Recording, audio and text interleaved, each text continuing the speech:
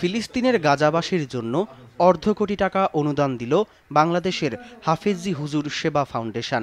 গতকাল ফাউন্ডেশনের চেয়ারম্যান মাওলানা রাজিবুল হক, মিশরের সর্বোচ্চ ধর্মীয় নেতা ও গ্র্যান্ড ইমাম শাইখুল আজহার ডক্টর আহমেদ আত-তাইব আল হাসানি হাফিজাহুল্লাহর তত্ত্বাবধানে পরিচালিত আল আজহার জাকাত অ্যান্ড চ্যারিটিজ ফাউন্ডেশনে নিপীড়িত ফিলিস্তিনি জনগণের জন্য এ অনুদান জমা দেন।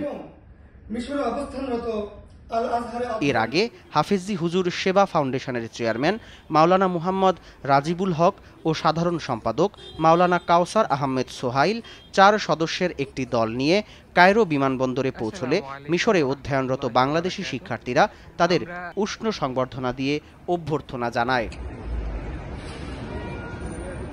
এছাড়া তিনি মিশনে অবস্থানরত 100 ফিলিস্তিনি শরণার্থী পরিবারের সদস্যদের মাঝে নগদ আর্থিক সহায়তা, প্রতিটি শহীদ পরিবারের জন্য উপহার সামগ্রী, শিশুদের খেলনা, যুদ্ধে আহত শিশু ও কিশোরদের মাঝে চিকিৎসা সহায়তা প্রদান এবং গাজার খান ইউনিসের শরণার্থী শিবিরে খাদ্য বিতরণ তদারকি করবেন।